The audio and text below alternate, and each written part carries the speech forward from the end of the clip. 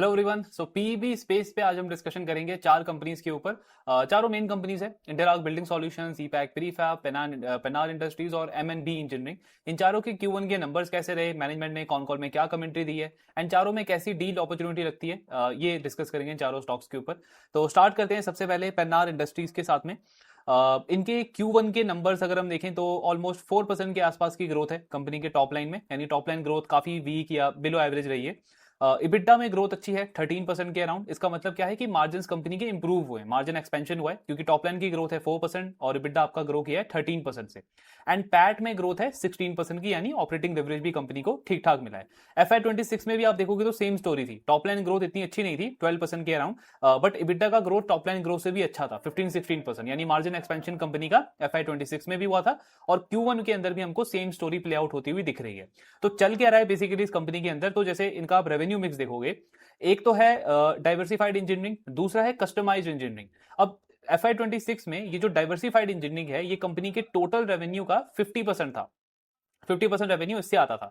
ये जो बिजनेस है ना, ये इनका लीगेसी बिजनेस है, मतलब जो कमोडिटी टाइप बिजनेस होता है ना, जैसे स्टील वगैरह बनाना हो गया, ट्यूब्स बनाना हो गया, बॉयलर्स वगैरह जो कंपनी बनाती है, तो इनके लगभग 7-8 अलग अलग बिजनेसेस हैं, 7-8 अलग अलग सेगमेंट्स हैं। तो 4 से 5 जो सेगमेंट्स है कंपनी के वो लीगेसी बिजनेस है, कमोडिटी बिजनेस है, जिनमें ज्यादा मार्जिन नहीं आता। ये कंपनी अभी क्या कर रही है, उन बिजनेसेस को ना एक तरीके से या तो मतलब उसको डी ग्रो करते करते उसका शेयर कम कर रहे हैं, या फिर कंपनी कोई पार्टनर ढूंढ रही है जिसके साथ में जॉइंट वेंचर या फिर उसको उस बिजनेस को सेल आउट करने को देख रहे हैं, जहां से थोड़ा बहुत वैल्यू कंपनी जनरेट कर पाए। तो ये सारे क्योंकि लो मार्जिन वाले बिजनेस हैं, इनका रेवेन्यू मिक्स क्योंकि कम हो रहा है, पहले था 50%, अभी Q1 में देखो आ गया 43%। और मतलब रेवेन्यू मिक्स बढ़ कहां पे रहा है, जो आपके ये कस्टमाइज इंजीनियरिंग प्रोडक्ट्स हैं, जैसे पीईबी बिजनेस है इनका इंडिया के अंदर, पीईबी बिजनेस है इनका यूएस के अंदर। इसके साथ में एक वो जो BIW होता है, body in white, automotive industry के लिए जो स्केलेटन बनाते हो आप गाड़ी वगैरह का, वो भी कंपनी मैन्युफैक्चर करती है। एंड एक इनका इंजीनियरिंग सर्विसेज वाला बिजनेस भी है, जहां पे मतलब ये क्या करते हैं, जो यूएस के क्लाइंट्स हैं उनको ये एक तरीके से कंसल्टेंट मतलब कंसल्टेंसी का काम करते हैं, जो ये आपका बिल्डिंग बनाना होता है, पीईबी वाला ही काम है, लेकिन उसमें ये कंसल्टेंसी देते हैं, तो वो इनका सर्विस वाला बिजनेस है, ये सब इसके अंदर आता है।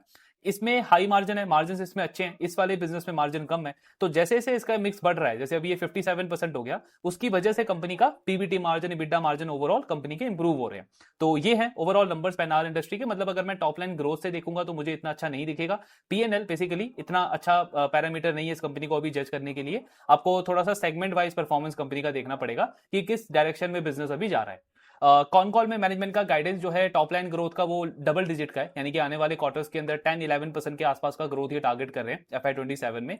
लेकिन मार्जिन एक्सपेंशन होता रहेगा क्योंकि जो भी फ्रेश कैपिटल ये कंपनी इन्वेस्ट कर रही है अपने बिजनेस के अंदर, वो सारे इन न्यू बिजनेसेस के अंदर कर रहे हैं, जहां पे मार्जिन आपके अच्छे हैं, चाहे इंडिया का पीईबी बिजनेस हो, यूएस का पीईबी बिजनेस हो। यूएस बिजनेस में इन्होंने एक टेल्को करके कंपनी है यूएस के अंदर, उसका एक्विजिशन भी किया है। तो अभी तो ऑब्वियसली क्योंकि वहां पे एम्प्लॉय कॉस्ट आपका ज्यादा होता है इंडिया के एम्प्लॉय कॉस्ट के कंपैरिजन में, तो इस क्वार्टर के अंदर उसका पीएनएल में सिर्फ एक्सपेंस आया, अगले क्वार्टर से उसका रेवेन्यू आना स्टार्ट होगा, जैसे वो जैगल के साथ में हुआ था ना डाइस एक्विजिशन का, तो काइंड ऑफ वैसे ही हुआ है। तो आने वाले क्वार्टर्स में कंपनी के मार्जिन और इंप्रूव होंगे और इनका लॉन्ग टर्म का टारगेट है कि पीबीटी मार्जिन को हम 7% तक लेके जाएंगे। अभी शायद वो 4.5 या 5% के रेंज में है, लेकिन डायरेक्शनली जो गाइडेंस है इनका वो लगभग 200 बेसिस पॉइंट का मार्जिन इंप्रूवमेंट का है। और वो होगा कैसे, सेम ऐसे ही जो पुराने बिजनेस है, कमोडिटी बिजनेस है, उनका शेयर कम होता जाएगा, नए बिजनेस हाई मार्जिन बिजनेस का शेयर बढ़ता जाएगा। और इसी से आरओसी का भी गाइडेंस इन्होंने काफी अच्छा दिया है। अभी तो इनका आरओसी जो है वो मिड टू हाई टीन के आसपास है, 17-18%, बट मैनेजमेंट इसको 25% प्लस लेके जाने का टारगेट कर रहा है नियर टू मीडियम टर्म के अंदर। तो ओवरऑल गाइडेंस अच्छा है कंपनी का, मार्जिन के पॉइंट ऑफ व्यू से ग्रोथ ओवरऑल आपका 10-11% का आएगा। अर्निंग ग्रोथ का गाइडेंस इन्होंने दिया है 20% का, तो जैसे जैसे आपकी ग्रोथ एक्सेलरेट होगी आने वाले क्वार्टर्स के अंदर, वैसे आपका अर्निंग ग्रोथ और इंप्रूव होगा। अभी 10-11% है, आगे चल के वो 20% तक जाएगा। तो ये है ओवरऑल पेन्नार इंडस्ट्रीज का केस। वैल्यूएशन वाइज आप देखो तो स्टॉक ऑब्वियसली सस्ता दिखता है, 15-16 का इसका अभी का पी है स्टॉक का, और अगर आप फॉरवर्ड पी देखोगे और सस्ता हो जाएगा क्योंकि अर्निंग ग्रोथ 20% या 20% से ज्यादा रहेगी कंपनी की। तो वैल्यूएशन पे डील ठीक है, बिजनेस का डायरेक्शन भी ठीक है। मुझे पर्सनली बस थोड़ा सा कंफर्ट नहीं आता क्योंकि कॉम्प्लेक्सिटी थोड़ी सी ज्यादा है। मतलब 7-8 आपके अलग अलग बिजनेसेस हैं, अब किसी क्वार्टर में मान लो पुराने वाले लीगेसी बिजनेस में किसी का परफॉर्मेंस खराब हुआ तो पूरे पीएनएल को वो थोड़ा सा खराब दिखा देता है। एंड जनरली क्या होता है कि ऐसे जो बिजनेसेस होते हैं ना, उनमें वैल्यू अनलॉकिंग को भी थोड़ा सा टाइम लग जाता है, मार्केट काफी पेशेंस उसमें टेस्ट करता है। एंड स्पेशली जब इसी सेक्टर में आपके पास दूसरे और थोड़ी सी सिंपल बिजनेस वाले अपॉर्चुनिटीज हो, तो प्रेफरेंस थोड़ा सा वहां जाता है। लेकिन ओवरऑल अगर आप देखो तो इस बिजनेस का डायरेक्शन ठीक है और गाइडेंस भी कंपनी का काफी पॉजिटिव है। तो ये था डिस्कशन पेन्नार इंडस्ट्रीज के ऊपर। नेक्स्ट अब डिस्कस करते हैं इसी सेक्टर का जो दूसरा प्लेयर है एमएनबी इंजीनियरिंग। इस कंपनी के कैसे नंबर्स रहे हैं Q1 के। इनका रेवेन्यू अगर हम देखें तो 22-23% की ग्रोथ है, यानी ग्रोथ अच्छी है, बहुत अच्छी है कंपेयर टू पेनार इंडस्ट्री। इबिड्डा 6% से ग्रो करा है, यानी इनके मार्जिन पे प्रेशर है, और आपको दिखेगा भी 14% के इबिड्डा मार्जिन थे कंपनी के लास्ट ईयर Q1 में, अब ये 12% पे आ गए, तो ऑलमोस्ट 200 बेसिस पॉइंट का मार्जिन पे इंपैक्ट आया कंपनी का। लेकिन पैट कंपनी का 21% से ग्रो किया है। इसका मतलब क्या हुआ, टॉप लाइन ग्रोथ 22-23%, इबिड्डा बिल्कुल सिंगल डिजिट में ग्रो किया है सिर्फ 6% से, बट पैट में ग्रोथ अच्छी दिख रही है 21% की। फिर इनका बिजनेस मिक्स अगर आप देखोगे तो एक तो है इनका ये फिनिक्स डोमेस्टिक, फिनिक्स एक्सपोर्ट। अब ये क्या है, ये कोर पीईबी बिजनेस है इनका, एक इंडिया वाला और एक है एक्सपोर्ट वाला, ये इनका पीईबी बिजनेस है। टोटल ऑर्डर बुक में लगभग 70% जो ऑर्डर है कंपनी का वो पीईबी वाला ऑर्डर है। बाकी का जो 20-30% ऑर्डर बुक है वो है ये प्रोफ्लेक्स करके है। अब ये क्या है, ये रूफिंग का काम है इनका, मतलब आप थोड़ा सा बोल सकते हो यूनिक तरीके का एक इनके पास में ये प्रोडक्ट सेगमेंट है। रूफिंग में ये कंपनी क्या करती है, मतलब जहां पे आपको पिलर्स नहीं चाहिए, पिलर्स या बीम्स कॉलम्स वगैरह आपको नहीं लगाने हैं, आपको स्पेस ज्यादा चाहिए, जैसे कुछ ऐसे वेयर हाउसेस होते हैं, आपका स्टोरेज सिस्टम होता है, काफी सारे जो आपके ये स्टेडियम वगैरह बनते हैं जहां पे आपको इंटरनल स्पेस काफी ज्यादा चाहिए, और आपको पिलर वगैरह नहीं लगाने, तो उसमें आपको ये स्पेशल रूफिंग वगैरह कंपनी बनाती है उसी के लिए, मतलब जाके आपने सिर्फ उसको एक तरीके से अटैच कर दिया, और इसमें मार्जिन अच्छे होते हैं, पीईबी वाले बिजनेस से भी इसमें अच्छे मार्जिन होते हैं। तो इनका 20-30% ऑर्डर बुक जो है वो इसका है, बाकी कंपनी का 70% ये पीईबी का है, पीईबी डोमेस्टिक और पीईबी आपका एक्सपोर्ट वाला। फिर कंपनी का पीएनएल अगर हम देखें तो जैसे इबिड्डा आप देखोगे ग्रोथ तो सिर्फ 6% की है, मिड सिंगल डिजिट की, मार्जिन भी कंपनी के नीचे गए हैं, बट पैट क्यों कंपनी का 21% से ग्रो कर गया, क्योंकि जो बिलो इबिड्डा लाइन आइटम्स है ना, जैसे फाइनेंस कॉस्ट आप देखो तो बिल्कुल आधा हो गया, 6 करोड़ से ऑलमोस्ट ये 2.8 करोड़ पे आ गया वाई लेवल पे। प्लस डेप्रिसिएशन कॉस्ट आप देखो बिल्कुल फ्लैट है, जितना लास्ट ईयर था उतना ही इस साल भी है, लेकिन रेवेन्यू ग्रो किया है 23% से, तो आपको ऑपरेटिंग लेवरेज मिल गया। प्लस साथ में अदर इनकम तो इन्होंने यहाँ मेंशन नहीं किया है, हाँ तो मेन तो यही दो लाइन आइटम है कि आपका जो फाइनेंस कॉस्ट है वो कम हो गया, आधा हो गया, और जो आपका डेप्रिसिएशन एक्सपेंस है वो बिल्कुल फ्लैट है, लेकिन रेवेन्यू क्योंकि ग्रो कर गया है तो आपका जो पैट है वो अच्छे रेट से ग्रो कर गया 21% से, जबकि इबिड्डा की ग्रोथ नहीं अच्छी है, 6% से इबिड्डा ग्रो किया है। लेकिन ये जो अर्निंग ग्रोथ की क्वालिटी है ना, ये अच्छी नहीं है, क्योंकि ये चीज सस्टेनेबल थोड़ी है, मतलब फाइनेंस कॉस्ट आप कितना कम कर लोगे, बिल्कुल जीरो तो कर नहीं सकते, थोड़ा बहुत तो रहेगा ही आपका, और डेप्रिसिएशन भी आपका जैसे जैसे आगे कैपेक्स आप करोगे, कैपेसिटी बढ़ाओगे, डेप्रिसिएशन भी आपका बढ़ेगा ही बिजनेस की ग्रोथ के साथ में। तो ये दोनों चीजें आपकी परमानेंट नहीं है। मेन हमेशा किसी भी बिजनेस का 99% केस में इसीलिए हम देखते हैं कि ऑपरेटिंग प्रॉफिट का आउटलुक क्या है, इबिड्डा मार्जिन का आउटलुक क्या है, क्योंकि पैट तो कई बार आपको गलत पिक्चर भी दिखाता है, कभी बिजनेस के अगेंस्ट, कभी बिजनेस के उनके फेवर में। जैसे ये हॉस्पिटल बिजनेस को हम देखते हैं ना कि पैट पे कभी कई बार हमको दिखता है एडिशनल प्रेशर है, तो हम ऑपरेटिंग प्रॉफिट देखते हैं कि वो उसकी क्वालिटी क्या है। तो इस बिजनेस का ये जो मार्जिन नीचे गया है ये नेगेटिव है, मतलब ओवरऑल अगर मैं रिजल्ट इनका देखूं तो अच्छा नहीं है, खराब रिजल्ट है ओवरऑल, एमएनबी या एमएनई जो भी इनका नाम है इंजीनियरिंग कंपनी के। अब इनका कॉन कॉल अगर हम देखें तो इन्होंने रेवेन्यू ग्रोथ का गाइडेंस तो 25% का दिया है, वॉल्यूम टर्म्स में रियलाइजेशन ऑब्वियसली थोड़ा सा बढ़ जाएगा, तो शायद 25% प्लस ग्रोथ ये कंपनी कर सकती है टॉप लाइन के अंदर। लेकिन जो सबसे बड़ा नेगेटिव है इनके कॉन कॉल का, मैनेजमेंट की कमेंट्री का, वो है मार्जिन, मतलब इबिड्डा मार्जिन के ऊपर।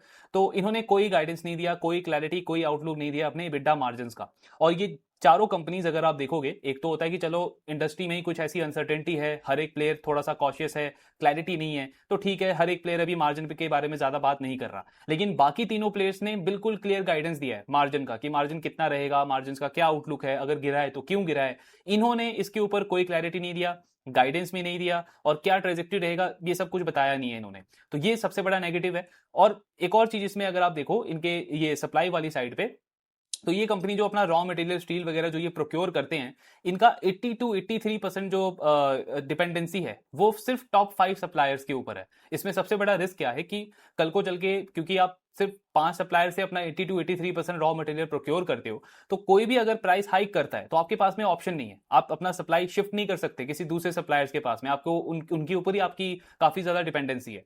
प्लस लॉन्ग टर्म कॉन्ट्रैक्ट्स भी नहीं है इस कंपनी के अपने सप्लायर्स के साथ में, तो ये दोनों चीजें काफी खराब है और उसकी वजह से मार्जिन कंपनी के इतने ज्यादा वॉलेटाइल है। मतलब एक टाइम पे तो शायद 14-15% का बिड्डा भी इन्होंने किया था, अब आप देखोगे कंसिस्टेंटली बिड्डा मार्जिन कंपनी के नीचे जा रहे हैं। और ये थोड़ा थोड़ा सेनको गोल्ड का केस याद दिलाता है, जो रिटेल ज्वेलरी में सेनको गोल्ड है उसका भी तो ऐसे ही रहता है ना, हेजिंग वो करते नहीं है और जब गोल्ड प्राइस बढ़ता है तो मार्जिन उनका एकदम से काफी ज्यादा बढ़ जाता है, लेकिन फिर आने वाले क्वार्टर्स में हम देखते हैं मार्जिन कंपनी के नीचे जा रहे हैं। तो ये चीज अच्छी नहीं लगती, मार्केट को भी अच्छी नहीं लगती, and obviously as an investor हम भी एक्सपेक्ट करते हैं कि प्रॉफिटेबिलिटी में कंसिस्टेंसी होनी चाहिए, वो इन्होंने कुछ ऐसा गाइडेंस अभी दिया नहीं है। बाकी कैपेसिटी एक्सपेंशन इनका भी चल रहा है, हैवी स्ट्रक्चर की कैपेसिटी है इनके पास में 12,000 की, उसमें ये 30 करोड़ का और एडिशनल कैपेक्स कर रहे हैं, तो टोटल शायद वो 22,000 तक चला जाएगा।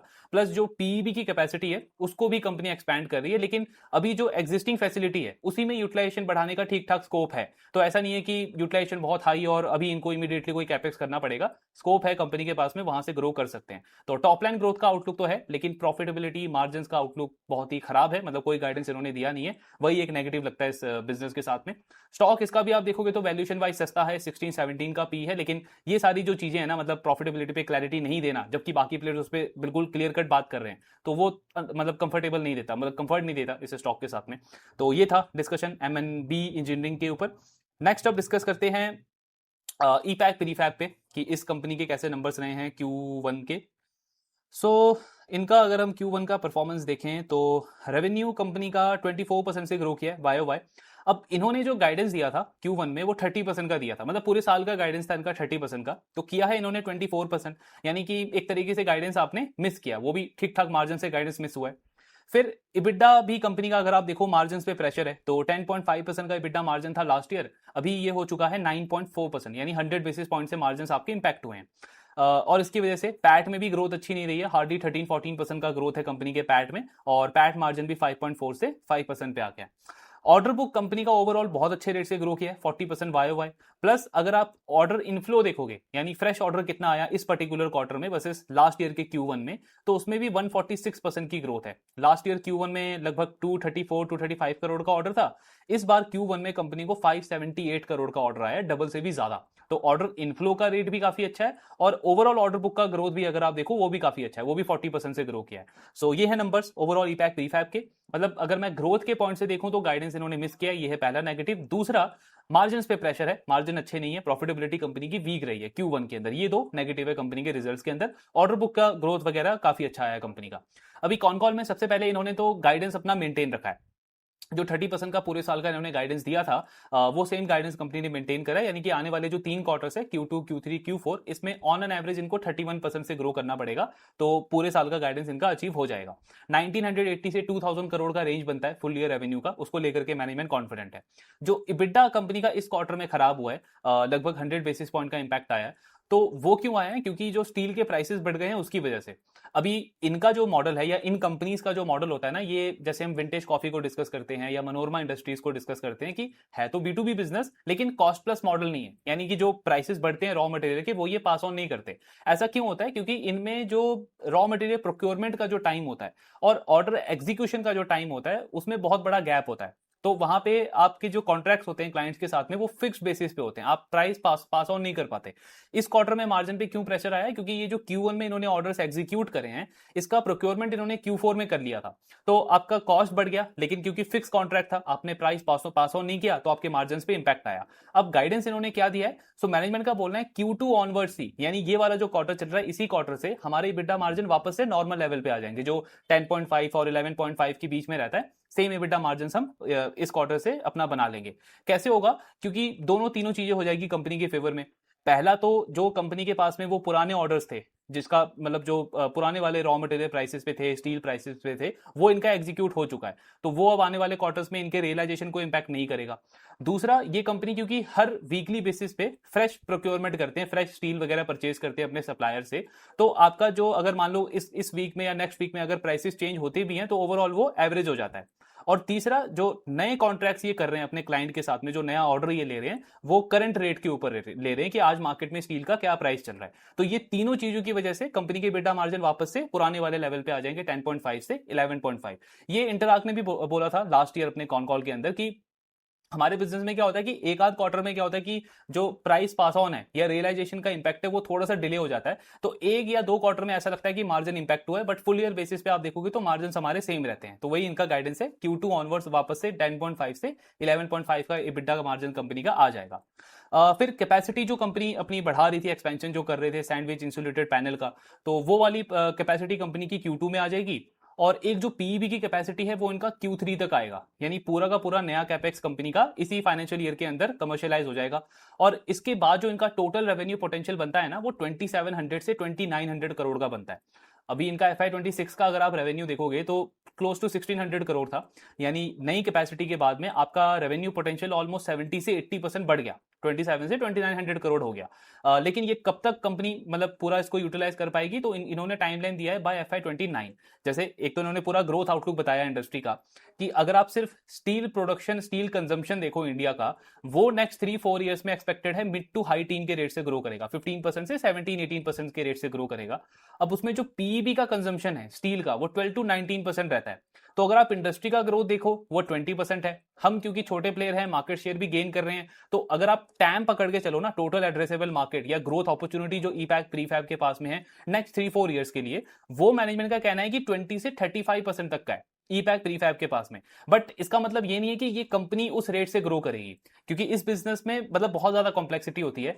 आपके पास कैपेसिटी होने के बाद भी ऐसा कोई श्योरिटी नहीं होता कि आप उसी सेम रेट से ग्रो कर पाओगे, कि आपके पास रेवेन्यू पोटेंशियल है लेकिन आप उसको एग्जैक्ट टाइमलाइन के अंदर उतना रेवेन्यू कर सकते हो, क्योंकि बहुत सारे इसमें वेरिएबल्स होते हैं। सबसे ज्यादा तो आपका होता है कि ऑर्डर्स आपको किस क्वालिटी के मिल रहे हैं। मान लो अगर कॉम्प्लेक्स इंडस्ट्री के ऑर्डर मिल रहे हैं तो उसका एग्जीक्यूशन टाइमलाइन आपका काफी बढ़ जाता है। नॉर्मल 6 से 8 मंथ्स होता है, वो 12 मंथ्स तक चला जाता है। कई बार होता है कि ये आपके मानसून वगैरह की वजह से भी जो आपका वो इंस्टॉलेशन का काम है वो डिले हो जाता है। तो ये सारे आपके फैक्टर्स होते हैं जो आपके ऑर्डर एग्जीक्यूशन को, रेवेन्यू पोटेंशियल को थोड़ा सा इंपैक्ट करते हैं। तो कंपनी का कहना है टैम तो बहुत अच्छा है, ग्रोथ आउटलुक 20 से 35% का है। हम अगर देखें तो इस साल जैसे 2000 करोड़ का रेवेन्यू टारगेट कर रहे हैं, नेक्स्ट ईयर FY28 में 23 से 2400 करोड़ तक हम पहुंच सकते हैं, यानी 20-25% का ग्रोथ हो गया। एंड देन FY29 तक हम 27 से 2900 करोड़, यानी जो हमारी टोटल रेवेन्यू पोटेंशियल होगा उसको हम अचीव कर लेंगे बाय FY29। तो 3 साल का अगर आप ग्रोथ कैगर देखो कंपनी का, तो 20 से 25% से ये आराम से ग्रो कर सकते हैं। इससे फास्ट भी कर सकते हैं, क्योंकि अगर मतलब कंपनी का एग्जीक्यूशन अच्छा रहता है तो आगे चल के नेक्स्ट ईयर कंपनी डेट ले सकती है, या फिर आईपीओ तो कर लिया है, QIP के थ्रू फंड रेज कर सकती है, अपनी कैपेसिटी और बढ़ा सकती है, तो ग्रोथ रेट और एक्सेलरेट भी कर सकता है। लेकिन नॉर्मल आप रेंज पकड़ के चलो तो 20 से 25% से आराम से ग्रो कर सकते हैं, एटलीस्ट नेक्स्ट 2-3 ईयर्स का आउटलुक कंपनी के पास में है। तो ये हो गया कंपनी का कैपेसिटी एक्सपेंशन। फिर डेटा सेंटर के लिए इन्होंने एक नई सब्सिडरी इनकॉर्पोरेट करी है इसी क्वार्टर के अंदर, तो लगभग 75 करोड़ का उसमें इन्होंने इन्वेस्टमेंट किया है। लेकिन मतलब इसको अभी ऑप्शनैलिटी के लिए मतलब ऑप्शनैलिटी की तरह ही इसको लेके चलना है, क्योंकि क्लियर कट कोई रोड मैप इन्होंने अभी दिया नहीं है। मैनेजमेंट का खुद भी कुछ मतलब अभी एग्जैक्ट प्लान इन्होंने रेडी किया नहीं है कि इसको कैसे कंपनी ग्रो करेगी, क्योंकि इनका कहना है कि एक नया सेगमेंट है हमारे लिए। जैसे खुद ही इन्होंने बोला कि इस क्वार्टर में इन्होंने बिडिंग करी थी, 2 प्रोजेक्ट्स के लिए बिडिंग करी थी डेटा सेंटर के, बट दोनों इनको नहीं मिला, कंपनी उन दोनों बिडिंग में लूज कर गई। क्यों? क्योंकि इनको एक्सपीरियंस नहीं है, एक तो डिजाइनिंग का, दूसरा प्राइसिंग का, कि प्राइसिंग किस तरीके से करनी चाहिए। तो इसीलिए इन्होंने ये एक सब्सिडी बनाई है जिसका स्पेसिफिक फोकस ही यही होगा, काम ही यही होगा कि डेटा सेंटर के रिलेटेड जितने भी प्रोजेक्ट्स हैं, जो भी नई नई चीजें चल रही हैं, नए डेवलपमेंट्स हो रहे हैं, उनको टारगेट करना, उनमें अपनी कैपेबिलिटी बिल्ड करना और फिर वहां से बिजनेस बिल्ड करना। अगर तो ये अच्छे से एग्जीक्यूट होता है तो कंपनी के लिए बेनिफिशियल हो सकता है, क्योंकि एक ऑर्डर जो होता है डेटा सेंटर का पीईबी बिजनेस के लिए, वो ऑन एन एवरेज 70 करोड़ से 110 करोड़ के बीच में होता है, यानी रियलाइजेशन उसका बहुत अच्छा है। तो अगर आपको एक क्वार्टर में 2 से 3 ऑर्डर्स भी मिल गए तो सिर्फ ये एक सेगमेंट से आपका 300 करोड़ का ऑर्डर बुक बन जाएगा। बाकी सेगमेंट से जैसे इस क्वार्टर में हमने देखा अभी 500 करोड़ का ऑर्डर बुक है, ये अकेला सेगमेंट क्योंकि इसका रियलाइजेशन बहुत हाई होता है, तो 2-3 ऑर्डर से आपका 300 करोड़ तक का ऑर्डर बुक रेडी हो सकता है। तो लेकिन वो डिपेंड करता है एग्जीक्यूशन कैसा होगा कंपनी का। तो अभी तो उन्होंने बस सब्सिडरी बिल्ड करी है, बाकी देखते हैं आने वाले क्वार्टर्स में इसका कैसा एग्जीक्यूशन चलता है कंपनी का। तो और तो ठीक है, मतलब नंबर्स वगैरह ठीक है, गाइडेंस भी इन्होंने मेंटेन करा है, कैपेक्स जो कंपनी का आना था वो भी बिल्कुल ऑन ट्रैक है, और अगले 2-3 साल का ग्रोथ आउटलुक भी कंपनी का अच्छा लगता है। अभी पी से स्टॉक का अगर हम देखें तो 24-25 के पी पे ट्रेड कर रहा है। एंड एक और इसमें इंटरेस्टिंग पॉइंट है, मतलब अगर आप लास्ट ईयर देखो तो शायद Q2 या Q3 के रिजल्ट के बाद में जब इन्होंने किसी कॉन कॉल में गाइडेंस तो नहीं दिया था लेकिन एक रेंज बोला था कि इनको पूछा था FY27 में आपका क्या ग्रोथ हो सकता है, तो उन्होंने बोला था कि अराउंड 20% तो मिनिमम हम ग्रो कर सकते हैं। एंड उसके बाद इनका स्टॉक जो 270 280 था वो करेक्ट होके सीधे 160 170 आई थिंक 150 140 तक का इसने लो बनाया इसके स्टॉक ने। तो वहां पे यही चीज हमने डिस्कस करी थी कि ये जो करेक्शन आया इस स्टॉक के अंदर वो सिर्फ मार्केट सेंटीमेंट के बेसिस पे आया है। मतलब एक्चुअली बिजनेस में कुछ खराब नहीं हुआ, फंडामेंटली कुछ चीजें खराब नहीं हुई। लेकिन अगर मैं सिर्फ इस वजह से इस स्टॉक को बेच दूं कि मैनेजमेंट ने गाइडेंस कट किया, जो कि किया भी नहीं था, इन्होंने एक रेंज भी दिया था, या फिर चलो आप अज्यूम करो कि अगर गाइडेंस इन्होंने कट किया भी होता, 20% का भी गाइडेंस इन्होंने दिया होता, तो आज जो स्टॉक ऑलमोस्ट 230 240 पे ट्रेड कर रहा है और अभी कुछ टाइम पहले 260 270 वापस उसी लेवल पे ट्रेड कर रहा था, तो कितना बड़ा लॉस या कितना बड़ा हिट मैंने लिया होता अपने इन्वेस्टमेंट के ऊपर। सेम चीज जो हमने वो जैगल में डिस्कस करी थी 2-3 दिन पहले कि जैगल के भी रिजल्ट्स खराब आए हैं, नंबर्स अच्छे नहीं है। इनफैक्ट जो उनकी कमेंट्री है उसके बेसिस पे तो लग रहा है कि शायद फुल ईयर का गाइडेंस उनको कट ही करना पड़े। लेकिन मार्केट ने जो रिएक्शन दिया है जैगल के स्टॉक को कि सीधे 20% करेक्शन, ऑलरेडी पहले स्टॉक पिटा हुआ था, ऊपर से 20% का सर्किट और लग गया, 160 तक चला गया, तो वो ऑब्वियसली ऐसा प्राइस नहीं है कि मैं इतना बड़ा हिट अभी लूं अगर मैं इन्वेस्टेड हूं जैगल के अंदर या ईपैक प्रीफैब के अंदर।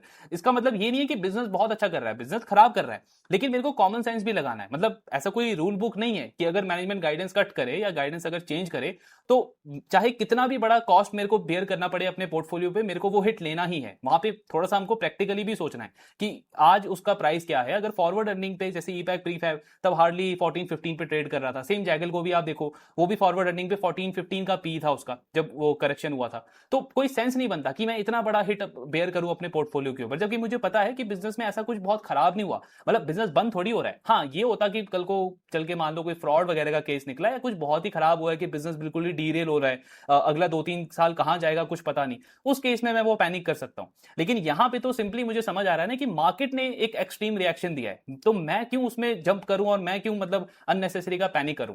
तो वही चीज है कि जो भी हम ये समझते हैं कि गाइडेंस कट करना नेगेटिव है, ये बिल्कुल नेगेटिव होता है, लेकिन साथ में हमको ये भी देखना है कि क्या उस प्राइस पे बेचना और इतना बड़ा हिट लेना मेरे पोर्टफोलियो में, क्या वो सेंसिबल अप्रोच है उस टाइम के ऊपर, क्या बिजनेस इतना खराब हो गया है। ये सारी चीजें सोचनी भी बहुत जरूरी होती है। सेम कल्याण का भी केस हुआ था ना अभी कुछ टाइम पहले, जैसे बिजनेस बहुत अच्छा कर रहा था लेकिन स्टॉक 650 700 से करेक्ट होकर सीधे 350 हो गया था और बिजनेस अपडेट भी उनका अच्छा आया था, उसके बाद स्टॉक रिकवर हो गया। तो ये सारी चीजें अब क्या बोलते हैं इसको, मतलब मार्केट सेंटीमेंट की वजह से होता है या र्यूमर होता है या ऑपरेटर करता है, वो सब अलग केस है। लेकिन मेरे को मेन जो बेट करना है वो एक तो बिजनेस के फंडामेंटल्स और उसके साथ में आज के बेसिस पे उसका डील कैसा है, क्या वैल्यूएशन इतना खराब हो गया, क्या बिजनेस इतना खराब हो गया, ये सारी चीजें सोच करके करनी है। वरना वही होता ईपैक प्रीफैब का अननेसेसरी मैंने इतना बड़ा हिट लिया होता और आज स्टॉक देखो नंबर्स वैसे ही आ रहे हैं इनके जैसे तब आ रहे थे, वैसी परफॉर्मेंस अभी भी है। इनफैक्ट Q1 का परफॉर्मेंस तो खराब ही हुआ ना, गाइडेंस इन्होंने कट किया है, लेकिन फिर भी स्टॉक आप देखो वहां से कितना ज्यादा रिकवर हो चुका है, ऑलमोस्ट 230 240 पे ट्रेड कर रहा है। तो खैर वही केस है। बाकी तो पी इनका अभी भी 24-25 का ही है और अगर आप फॉरवर्ड अर्निंग्स पे देखोगे तो शायद 21-22 का पी बनता है FY27 की अर्निंग्स पे, क्योंकि ये वाले साल में इनका ऑपरेटिंग लेवरेज नहीं मिलेगा इनको। टॉप लाइन का ग्रोथ भी शायद 27-28% रहेगा, क्योंकि गाइडेंस मिस कर सकते हैं थोड़ा सा, ये 30% का पूरे साल का गाइडेंस है। लेकिन Q2 जो होता है ना उसमें मानसून होता है, तो मानसून से बहुत सारे आपके जो प्रोजेक्ट्स होते हैं वो थोड़े से डिले हो जाते हैं। लास्ट ईयर भी ऐसा हुआ था। तो शायद मतलब एग्जैक्ट 30% ना करें, 26-27% का टॉप लाइन ग्रोथ और बॉटम लाइन का ग्रोथ कंपनी का 22-23% के रेंज में रहेगा। वो क्यों? क्योंकि लास्ट ईयर कंपनी को ना 2-3 एडिशनल बेनिफिट्स मिल रहे थे। एक तो इनका आईपीओ आया था तो इन्होंने डेट रीपे किया था सारा का सारा, फाइनेंस कॉस्ट कंपनी का कम हो रहा था जिससे पैट को एक एडिशनल बूस्ट मिल रहा था। प्लस एक और चीज क्या थी कि अदर इनकम भी कंपनी का बढ़ रहा था। आईपीओ के फंड को आप क्या करते हो, जब तक यूटिलाइज नहीं होता आप एफडी वगैरह में डालते हो, इंटरेस्ट इनकम आता है, तो हर एक क्वार्टरली बेसिस पे आपका अदर इनकम अच्छा आता है। इस फाइनेंशियल ईयर में ये दोनों चीजें नहीं है, तो जो पैट है वो आपका मतलब उसको वो एडवांटेज नहीं है। उसके ऊपर से Q1 का पैट ऑलरेडी इंपैक्ट हो चुका है। अभी इन्होंने बोला है कि आने वाले क्वार्टर्स में हमारे मार्जिन जो है वो नॉर्मलाइज होंगे, मतलब वापस 10.5 11.5 पे जाएंगे। लेकिन Q1 का जो पैट इंपैक्ट हो गया वो तो हो गया है। तो FY27 का जो पैट है ना वो किसी भी केस में आप देखोगे FY26 के कंपैरिजन से वीक ही रहेगा, तो इसलिए कंपनी को ऑपरेटिंग लेवरेज नहीं मिलेगा। और FY27 के अर्निंग्स पे बेसिस पे भी आप देखो तो 21 से 22 का फॉरवर्ड पी बनता है। अच्छा डील है क्योंकि ग्रोथ का आउटलुक अच्छा है, प्लस नेक्स्ट ईयर का भी क्योंकि कैपेसिटी आ जाएगी तो 20-25% से अगले साल भी कंपनी ग्रो कर सकती है। एंड FY28 का भी अगर मैं अर्निंग मतलब फॉरवर्ड पी इनका पकड़ूं तो 18-19 का बनता है। तो डील अच्छा है ईपैक प्रीफैब का, नियर टू मीडियम टर्म के पॉइंट से अच्छा बेट बनता है। अब नेक्स्ट या लास्ट प्लेयर पे बात करते हैं, इंटरआर्क बिल्डिंग सॉल्यूशंस। इस कंपनी के कैसे नंबर रहे हैं Q1 के। सो इनका परफॉर्मेंस अगर हम देखें तो रेवेन्यू में 21% की ग्रोथ है कंपनी की टॉप लाइन के अंदर। अभी इनका क्या केस हुआ है कि इन्होंने गाइडेंस को आउट परफॉर्म किया है, मतलब टॉप लाइन का ग्रोथ देख करके ऐसा लगता है, क्योंकि पूरे साल का गाइडेंस था इनका 13-14%, किया है इन्होंने 21%, तो गाइडेंस से बहुत अच्छा किया है। फिर EBITDA कंपनी का 25% पे ग्रो किया है, मार्जिन थोड़े से एक्सपैंड हुए हैं कंपनी के। और पैट अगर मैं देखूं तो वो फ्लैट है, जितना लास्ट ईयर था 28 करोड़ सेम उतना ही किया इन्होंने इस क्वार्टर के अंदर भी, यानी इनके साथ में बिल्कुल अपोजिट स्टोरी हो गई जो हमने एमएनबी इंजीनियरिंग के अंदर देखा। जो बिलो EBITDA लाइन आइटम है ना, वो इनके अगेंस्ट चले गए। सबसे पहले तो आप अदर इनकम देखो, ऑलमोस्ट 3x का इसमें रिडक्शन है। लास्ट ईयर था ये 10 करोड़, अभी है 3 करोड़ के अराउंड। डेप्रिसिएशन कॉस्ट भी कंपनी का बढ़ गया क्योंकि ये कैपेक्स करते जा रहे हैं, और थोड़ा सा आपका फाइनेंस कॉस्ट भी बढ़ गया।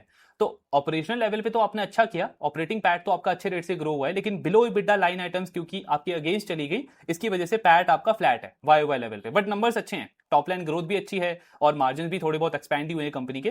पैट जस्ट आपका कुछ ये एक्सेप्शनल आइटम्स तो नहीं बोलेंगे, लेकिन थोड़ी सी चीजें आपके फेवर में नहीं गई, लास्ट ईयर आपको उसका एडवांटेज मिल रहा था, उसकी वजह से पैट आपका बिल्कुल फ्लैट दिख रहा है Q1 के अंदर।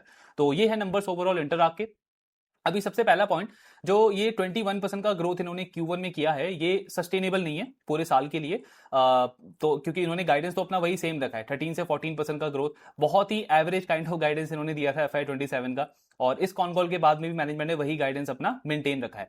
Q1 का ग्रोथ हमको क्यों हाई दिखता है, क्योंकि लास्ट ईयर फर्स्ट क्वार्टर अगर आप इनका देखोगे ना, तो उसका बेस काफी लो था। Q2, Q3, Q4 में बेस इनका बढ़ गया था, उसमें काफी अच्छी ग्रोथ आई थी, किसी एक क्वार्टर में तो इन्होंने 50% का भी ग्रोथ दिखाया था। लेकिन फर्स्ट क्वार्टर का ग्रोथ थोड़ा सा लो था, बेस छोटा था, तो उस लो बेस के ऊपर हमको ये 21% का ग्रोथ दिख रहा है। अदरवाइज इन्होंने कॉन कॉल में सेम गाइडेंस रखा है 13 से 14% का। फिर इसका डील इंटरआर्क का अगर आप देखो ना ओवरऑल, तो इस साल तो नहीं, लेकिन नेक्स्ट ईयर के पॉइंट से इसका डील काफी इंटरेस्टिंग लगता है इंटरआर्क का। क्यों लगता है, सबसे पहले आप समझो, इन्होंने 1-2 क्वार्टर पहले अनाउंस किया था कि हम 100 करोड़ का QIP कर रहे हैं। अभी उस अमाउंट को इन्होंने 250 करोड़ कर दिया, यानी QIP अमाउंट को आपने ऑलमोस्ट 1.5x बढ़ा दिया। क्यों बढ़ा दिया, क्योंकि पहले कंपनी अपना जो हैवी स्टील स्ट्रक्चर की जो कैपेसिटी है, वो शायद ये 35 से 40,000 की लेकर के आ रहे थे। अब कंपनी उसको 75 से 80,000 की कर दी इन्होंने, मतलब पहले सिर्फ 2 फेज थे, फेज 1 फेज 2, अब इन्होंने थर्ड फेज भी उसमें ऐड कर दिया, और टोटल उसका 75 से 80,000 की कैपेसिटी हो जाएगी। लेकिन जो इसका थर्ड फेज है, ये नेक्स्ट ईयर आएगा, Q3 ऑफ FY28, यानी दिसंबर के अराउंड ये वाली कैपेसिटी कंपनी की आएगी। बट टोटल कैपेसिटी कंपनी ने बहुत बढ़ा दिया इसका। और क्यों बढ़ाया इन्होंने QIP का अमाउंट, क्योंकि गुजरात में कंपनी एक प्लांट लेकर के आ रही थी, उसका फेज 1 फेज 2 बिल्कुल रेडी था, इस साल कंपनी का वो कमर्शियलाइज होना था। अब इन्होंने क्या किया है, गुजरात के अंदर में एक और लैंड इन्होंने परचेज कर लिया, और वहां पे प्लांट 2 आएगा। प्लांट 1 का फेज 1 फेज 2 तो आपका कमर्शियलाइज हो जाएगा, उसके लिए तो मतलब QIP कंपनी पहले भी 100 करोड़ का कर ही रही थी, लेकिन जो एक्स्ट्रा इन्होंने अमाउंट बढ़ाया है, वो इसलिए बढ़ाया है क्योंकि एक और प्लांट ये गुजरात के अंदर लेके आ रहे हैं। और इसके बाद क्या होगा ना, इंटरआर्क मतलब एक तरीके से जो 3 मेन रीजन है, नॉर्दर्न रीजन, साउथ का रीजन और वेस्टर्न रीजन, तीनों में कंपनी की मैन्युफैक्चरिंग फैसिलिटीज हो जाएगी। प्लस क्योंकि इनका एक्सपोर्ट पे भी फोकस है आगे चल के, तो गुजरात से वो पोर्ट वाला जो आपका सेगमेंट है, वो भी काफी क्लोज है, तो कंपनी एक्सपोर्ट में भी अच्छे से ग्रो कर सकती है वहां के अंदर। तो इन 2-3 रीजन की वजह से इन्होंने अपना QIP का अमाउंट बढ़ाया है।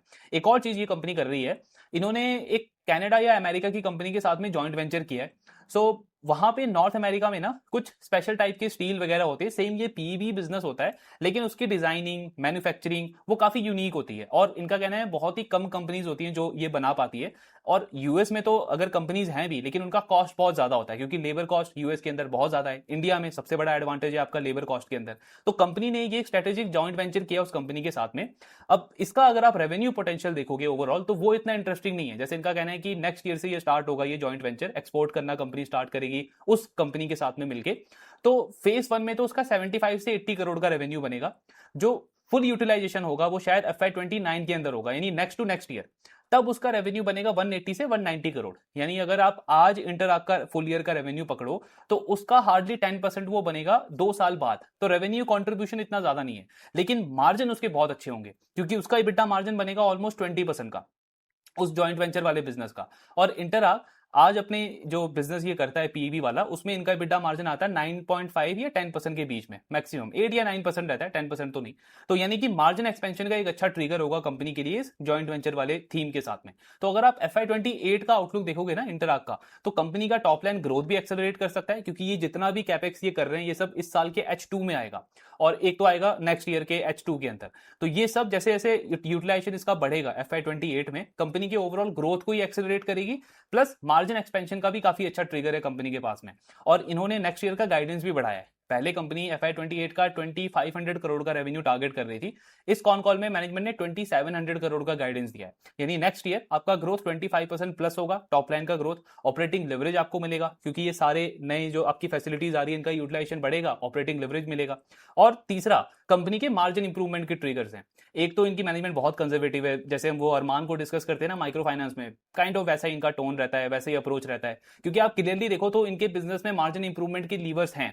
एक तो जैसे हमने वो जॉइंट वेंचर वाली चीज डिस्कस करी, इसके अलावा भी जैसे कुछ कंपनी के साथ में ये मतलब इनका वो पार्टनरशिप वगैरह चल रहा है यूएस के अंदर कि वहां पे अपना एक्सपोर्ट वगैरह बढ़ाएंगे, तो और एक्सपोर्ट में वैसे भी आपके मार्जिन अच्छे होते हैं। एंड इनका गाइडेंस है नेक्स्ट 1 से 2 ईयर के अंदर हमको 10% रेवेन्यू अपना एक्सपोर्ट में करना है, जो कि हाई मार्जिन वाला है। तो ये भी एक एडिशनल लीवर है मार्जिन इंप्रूवमेंट का।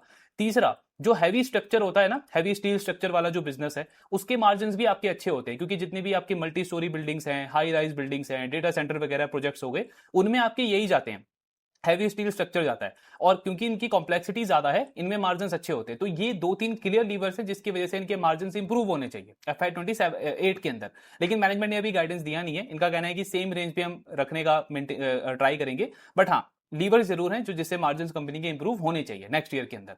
तो ये है ओवरऑल इंटरआर्क का डील। बाकी इनका कॉन कॉल अच्छा है, मतलब अगर आपको ये इंडस्ट्री का अच्छा इंसाइट चाहिए या अच्छे से इसको समझना है, क्लैरिटी चाहिए, तो इनका कॉन कॉल सुनना चाहिए। मैनेजमेंट बहुत अच्छे से एक्सप्लेन करता है कि मतलब इस इंडस्ट्री को अगर आप देखो तो डिमांड का प्रॉब्लम नहीं है क्योंकि पूरी इंडस्ट्री एक्सपेक्टेड है 10 to 12% से ग्रो करेगा। लेकिन सबसे बड़ा प्रॉब्लम होता है यहाँ पे एग्जीक्यूशन का।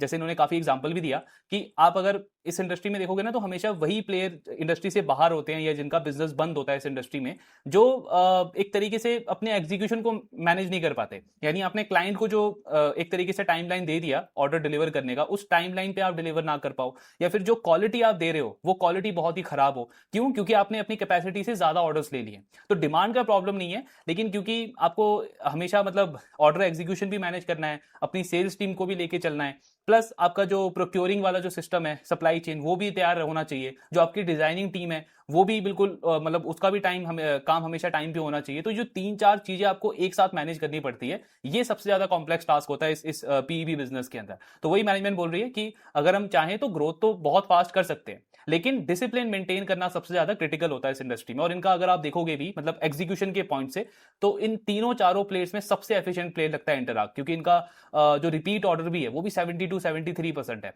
अभी कम हुआ है, पहले 80% से भी ज्यादा था, बट अभी कम क्यों है? क्योंकि सारे जो आपकी ये न्यू इमर्जिंग इंडस्ट्रीज हैं, सेमीकंडक्टर हो, ईवी हो, लिथियम बैटरी हो, डेटा सेंटर हो, इन सबके प्रोजेक्ट्स इस कंपनी को मिल रहे हैं। उसका टोटल शेयर ही 35% हो गया ये सारी न्यू इमर्जिंग इंडस्ट्री का। अच्छा, ये भी हाई मार्जिन वाले प्रोजेक्ट्स हैं, चाहे डेटा सेंटर का प्रोजेक्ट हो या लिथियम बैटरी का प्रोजेक्ट हो। इस क्वार्टर में इनको रेलटेल जो कंपनी है उसका डेटा सेंटर का ऑर्डर मिला है, तो ये भी एक तरीके से मार्जिन इंप्रूवमेंट का लीवर है। लेकिन वही है, मैनेजमेंट का अप्रोच काफी कंजर्वेटिव है, ये गाइडेंस देते नहीं है कि मार्जिन बढ़ेगा हमारा। तो ये है ओवरऑल इंटरआर्क का डील। इनका FY27 का पी आप देखो तो लगभग सेम ही रहेगा, जो करंट पी है 18 से 20 के अराउंड, बट FY28 के अर्निंग्स पे ये 15 से 16 के पी पे ट्रेड कर रहा है।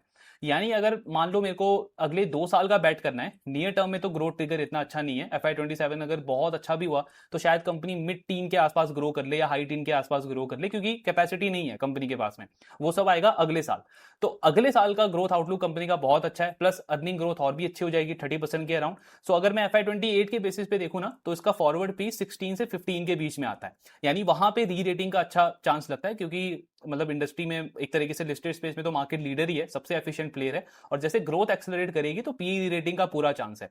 तो अगर मेरे को थोड़ा सा पेशेंस रखना है तो मैं इंटरआर्क को प्ले कर सकता हूं, क्योंकि 2 साल के पॉइंट से एक अच्छा बेट लगता है। हाँ, सारी चीजें एग्जीक्यूट होनी चाहिए जो इन्होंने गाइडेंस वगैरह दिया है। सो ये है ओवरऑल डिस्कशन चारों कंपनीज के ऊपर। नंबर 1 बेट आप बोल सकते हो ईपैक प्रीफैब, क्योंकि उसका नियर टर्म में भी ग्रोथ ट्रिगर्स अच्छे हैं, इस साल का भी गाइडेंस अच्छा है, अगले साल भी 20-25% पे ग्रो करने को लेकर के मैनेजमेंट कॉन्फिडेंट है। बस एक प्रॉब्लम उनका ये होता है कि जो ईपैक की मैनेजमेंट है, ईपैक प्रीफैब और एक और जो उनकी कंपनी है ईपैक ड्यूरेबल, मतलब उनके ना गाइडेंस कई बार वो मिस कर देते हैं। वो गाइडेंस दे तो देते हैं, लेकिन फिर वो एग्जीक्यूशन हमको देखने को नहीं मिलता, वो मिस हो जाता है उनका टाइम टू टाइम। ये थोड़ा सा इशू रहता है, लेकिन अगर वो डिलीवर कर दे तो ईपैक प्रीफैब का डील अच्छा है, वैल्यूएशन भी फेवर में है और ग्रोथ का आउटलुक भी अच्छा लगता है। और दूसरा अगर मेरे को बेट प्ले करना है तो इंटरआर्क, ये भी काफी अच्छा बेट है। ये FY27 के लिए तो नहीं, बट हाँ FY28 के पॉइंट ऑफ व्यू से अगर आप देखो तो स्टार्टिंग वैल्यूएशंस फेवर में है, कंफर्ट देते हैं पूरा, और अगले साल ग्रोथ भी एक्सेलरेट होगी, अर्निंग इंप्रूवमेंट के ट्रिगर्स भी काफी अच्छे हैं, तो इंटरआर्क भी एक अच्छा बेट लगता है। तो ये था डिस्कशन इन दो पूरे पीईबी स्पेस के ऊपर, 4 मेन प्लेयर्स के ऊपर। बाकी आपके जो डाउट्स हैं शेयर करते रहिए। Thank you very much.